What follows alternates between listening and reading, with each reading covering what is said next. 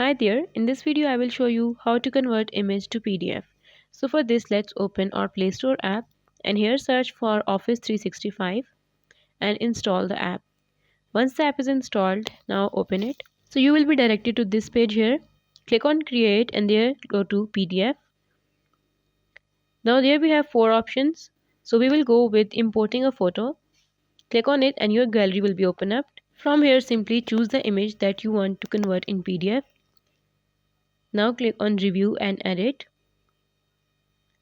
And now click on finish. From here you can rename your PDF document. So I will rename it to image to PDF.